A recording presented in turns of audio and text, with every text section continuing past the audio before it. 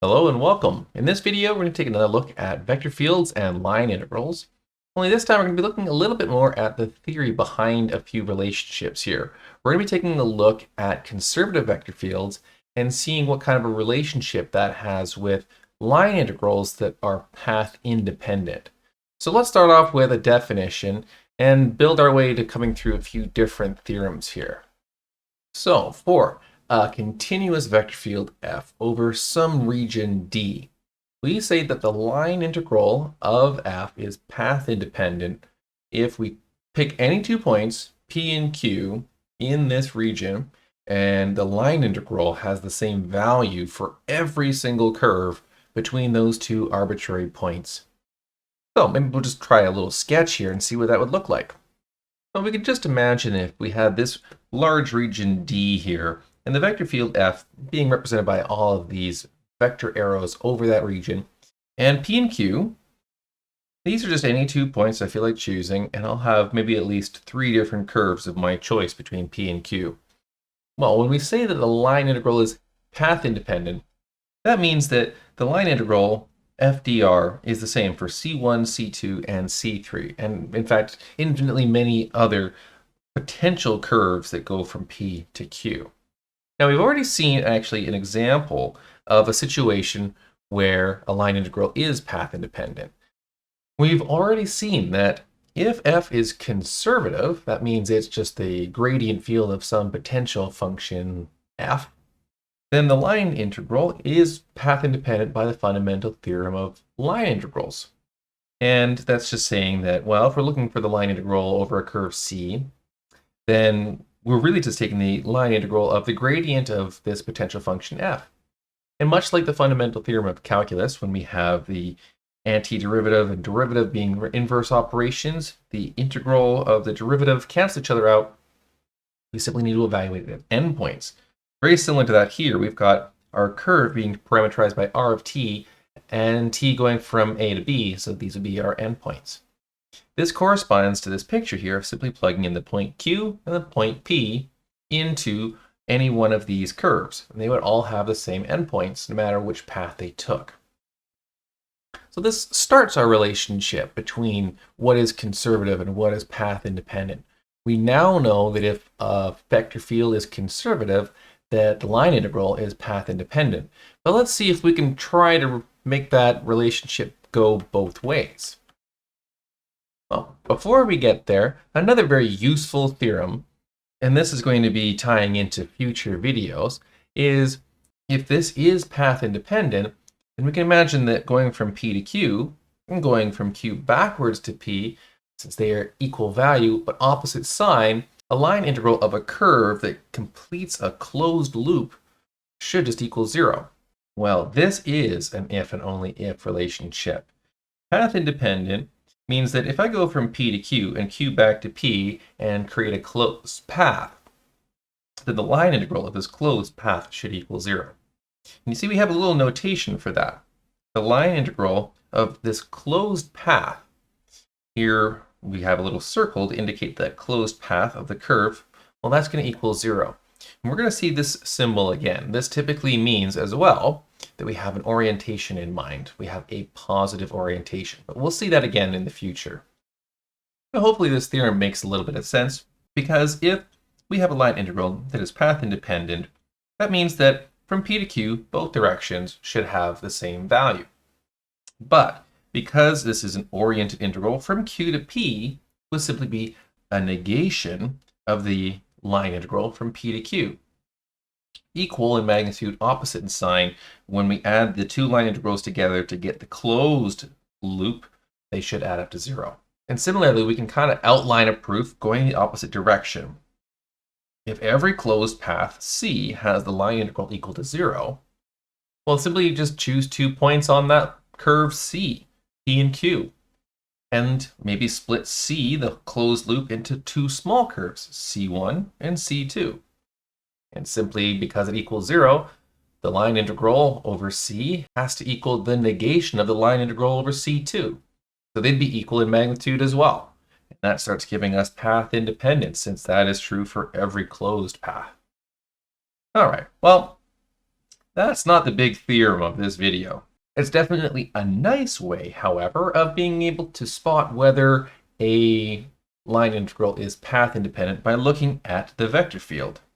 If we had some kind of vector field that looked like this with spirals to it, then we could probably see right away that this is not going to be path independent, because if we simply make a closed loop and we were to think about the value of this line integral, most of the vectors are pointing in the same direction as the orientation of this path. And that would mean that we should be having a positive value. And that is never going to be equal to 0. Think about that in terms of work. Our displacement vector and our force vectors are essentially in the same direction, so we keep getting positive work all the way around. That's never going to equal 0, so we know that this vector field cannot be path independent. Well, now it's time to try to come up with this big theorem, the theorem that's going to hopefully get us the relationship that goes both ways. Conservative gives us path independent line integrals. Path independent line integrals hopefully gives us conservative vector fields. And if that's the case, then we can even use this theorem here as well and show that if we have a closed path and the line integral doesn't equal 0, not only is it not path independent, it's also not conservative. We'll be able to put all the pieces together if we can just somehow establish this if and only if relationship, conservative and path independent line integrals. Well, for this theorem, we need a couple special conditions. The first one here is our vector field f needs to be C1 continuous. And what C1 continuous means is our vector field is, of course, going to be in n-dimensional space. So it would have components f1, f2, all the way up to fn. For us to be C1 continuous, each of these individual functions need to be continuous, and their derivatives need to be continuous. That's what C1 means. C0 would just be that each of them are continuous, and C2 would go an extra step farther, that the second derivatives would need to be continuous. This is a vector field that needs to be defined on an open, connected region D. Okay, well, open means that our boundaries are open. It means that any single point in the region can have a little ball around it of values that are still in D. A region that is not open would have a potential boundary point. If we were to look at the ball of points around that, some of them would not be able to be included in D. So it's pretty easy to think about this dotted boundary not being included, and for every interior point, I can go in any direction slightly and still stay in the region. Connected's a little bit more straightforward. Connected regions mean that if I were to have any 2 points, if these 2 points are in the region, I can draw a path that stays in the region to get from one to the other. So I can have all kinds of bizarre shaped regions, just so long as there's a way to get from point A to point B, or point P to point Q. The only way that I'm not going to get a connected region is literally if I have a region consisting of 2 independent connected regions. And with those couple special qualifications done, if f is path independent on that region, then it must be a conservative vector field on that region. And this being a fairly important theorem, we're going to take a look at trying to prove this. Now, the proof of this is a little bit difficult, so why don't we take a look at a proof that's a little bit easier to visualize, and we'll stick to a plane curve in R2, just dealing on the x and y plane. Now, as is typical in a proof, we're going to assume that all of the conditions are met, that we do have a C1 continuous vector field in an open connected region, and that we have path independence in that region. Now, to make this easy to follow, in R2, f is simply a function of x, y, and let's suppose that its x and y components are the functions p and q. This gives us the x and y components of the vector field. What we need to do is we need to find a function so that we can show that the vector field f is simply the gradient of that function, and therefore it is a conservative vector field. Now, this is going to be a little bit of a bizarre looking function. It's an integral function. Let's pick an arbitrary point Just call it AB, somewhere in the region D. And our function f, xy, is simply the line integral where c is any path in D from that arbitrary point AB to some variable point xy. So remember, this is a function of xy. When we plug in x and y values, we're going to get different points in the region D. And f of xy is simply the value of the line integral from the arbitrary point AB to the point that we've plugged into our function. So maybe it might help to visualize that a little bit. Since we're dealing in the xy plane, it's a little bit easier to draw. A region would simply be some subset of R2. And so I'm just drawing that as a blob here, but it could actually be the entire plane. In fact, the xy plane is open and connected. Now, I'm picking AB as just being an arbitrary point. It could be anywhere, and that's a fixed point. Xy here is the point that we plug into our function, and out comes the value of the line integral, which is simply a scalar. Now, it's important to remember that since we have path independence, it doesn't matter what the curve is from AB to xy. We should only get a single value. So it's a well-defined function. For this to be a function in the first place, for any point xy, we should get a single value, and we get that because of path independence. Now, the claim is here that this function, which is the line integral of any path from AB to the point xy, is actually our potential function for the vector field. So if we want to write that claim, we say that the gradient of this function is equal to the vector field, which has components p, q. Now we can split that into two separate criteria. If our vector field f is the gradient of our potential function little f, then that means that the partial derivative of f with respect to x is equal to p, and the partial derivative of f with respect to y is q. And that means we actually have to look at the derivative of the line integral with respect to x and y. And that's a little bit bizarre. How do you calculate the partial derivative of a line integral? Well, we do have to be a little bit clever. But the good news is here, since we can choose any path we want, we're going to choose very specific paths that make this derivative easy to calculate. And because the two components are very, very similar, we can just try to prove this first statement. Let's show that the partial derivative of f with respect to x is p. And we'll skip the second half because it's going to be a very, very similar process. All right, well, let's start by choosing a very convenient path, c, between these 2 points.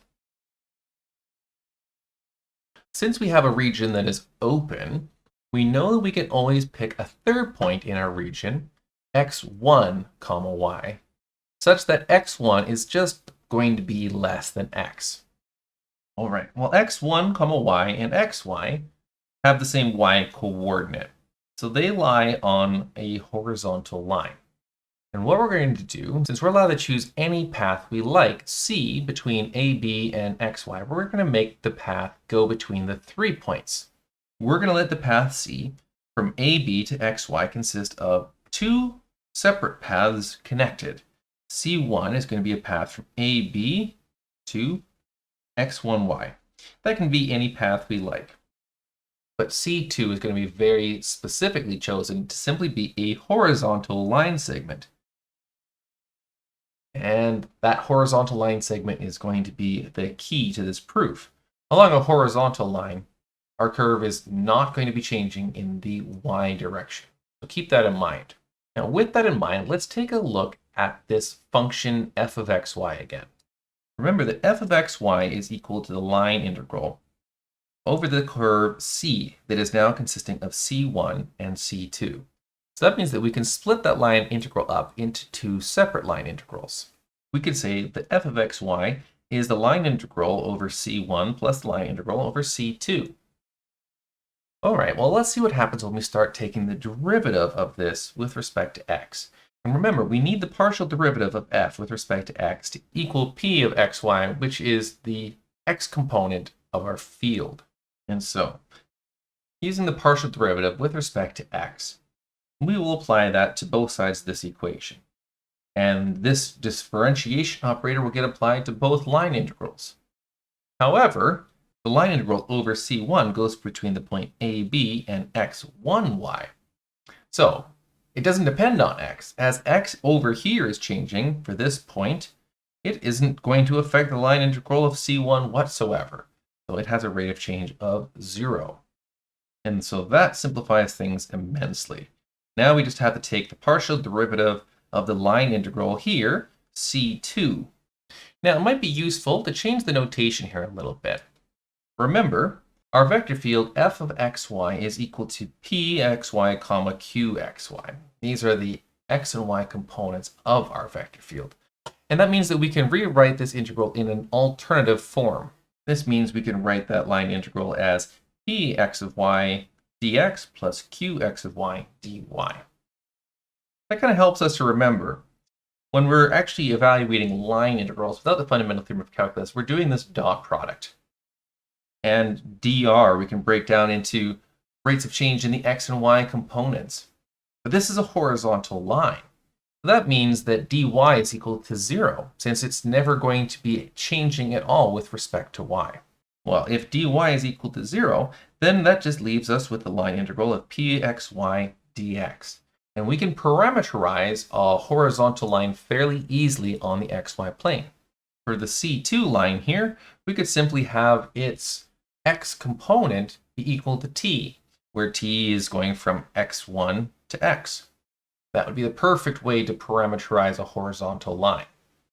And if we parameterize C2 with x equal to t and t going from x1 to x, then we can rewrite this integral in the parametric form p at t comma y dt, where t goes from x1 to x. At this point in time, this starts to look a little bit like first year calculus. x1 is some value, x is our variable. We're integrating from x1 to x of a function, p of t comma y dt, and we're differentiating with respect to x. And so, by the fundamental theorem of calculus, this partial derivative of f with respect to x is simply equal to p of xy, which was the x component of our vector field. If we wanted to go through a very similar process, then we could also show that the partial derivative of f with respect to y is qxy, which is the y component of our vector field. Well, let's skip that part and say that it's close enough to what we've already proven, and therefore the gradient of f is equal to our vector field, giving us a conservative vector field. So what does this mean? Well, as long as we have a few very specific criteria, we have to have a C1 continuous vector field, and we have to have an open connected region, then we have this nice if and only if relationship, path independence, and conservative vector field. So now we can at least say over these nice regions, these two different definitions are equivalent. Now remember, we love conservative vector fields because if we have a conservative vector field, we can find that potential function. And with a potential function, we can evaluate line integrals by just looking at the endpoints. And then it just brings everything together. So we're really hoping that there's a very quick way to maybe see whether or not a vector field is conservative and that line integrals are path independent. Well, there is a quick test for that. Let's see if we can kind of come up with how it makes a little bit of sense. Maybe we won't prove it, but we're definitely going to be wanting to use this so that we can test for that conservative property very quickly. So how do we test if f is conservative? Well, we need to have some criteria. We need to have f be a vector field on an open, simply connected region. Okay, this is just slightly different. Simply connected means that we don't have holes in our region, essentially. If we were to have some kind of a donut region is still connected. Between any 2 points, we can form a path. But now imagine that we actually have to work with closed paths. Now shrink that path down until eventually it would become a singular point. If you can do that, and for every closed path, shrink it down to a singular point and remain in the region the entire time, then it's simply connected. But here, you can see that as I shrink this closed path down to a singular point, no matter where I put that point, it is in fact going to have to go outside of the region to be condensed to that point. This would not be simply connected.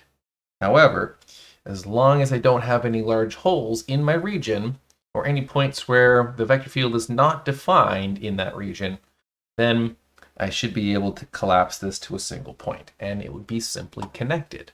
With that criteria in mind, let's start off with a vector field of two variables. If our vector field is of the form p comma q, then to test and see if it is conservative, we should check and see if the partial derivative of p with respect to y is equal to the partial derivative of q with respect to x. Now, hopefully this makes a little bit of sense.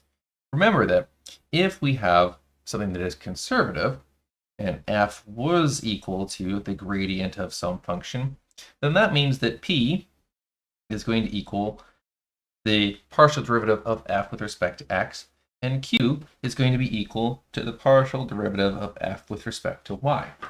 Now, if we were to look at the partial derivative of p with respect to y, then that would be the second partial derivative of fxy. And by Clairaut's theorem, that would be equal to fyx, and that will be the partial derivative of q with respect to x. So hopefully that gives us a little bit of an intuition, at least, behind this test. It comes from that idea behind Clairaut's theorem. What if we were to take a look at a vector field with three components, p, q, and r? Well, if that's the case, we can extend that idea and we would just have a set of three equations. We would have our partial derivative of p with respect to y equal to the partial derivative of q with respect to x. And you can see two more equations, the partial derivative of p with respect to z equal to the partial derivative of r with respect to x, the partial derivative of q with respect to z equal to the partial derivative of r with respect to y. Well, there's kind of a nice little pattern there, but because there's three equations to remember, it can be a little bit kind of tidied up. We can turn this into a vector equation. Those three equations can be turned into a vector of the difference of those partial derivative pairs equal to the zero vector. And we can still do one better than that. This vector is actually written as a cross product. This cross product can simply be rewritten as the differential operators with respect to x, y, and z being cross multiplied by p, q, and r. And this lovely thing here, this determinant of that 3x3 matrix, we actually can call that the curl of the vector field. And so this is what we call the curl test. If the curl of the vector field is equal to 0, then it is conservative. And once again, this isn't exactly a proof, but it is a little bit intuitive if you think about Clairaut's theorem applying to the second order partial derivatives. And there we go. That's establishing the all-important relationship between path independence and conservative vector fields. We love our conservative vector fields because of the fundamental theorem of line integrals. Path independence just follows along in that same kind of mentality. If we can evaluate a line integral by only using those two endpoints, of course it's path independent. But now path independence also means that it is a conservative vector field and a potential function must exist so that f is equal to the gradient of that scalar potential function. Well, that's it for today's theory. Hopefully we'll get towards some more examples when we start taking a look at Green's theorem shortly. So thanks for watching, and I'll see you in the next video.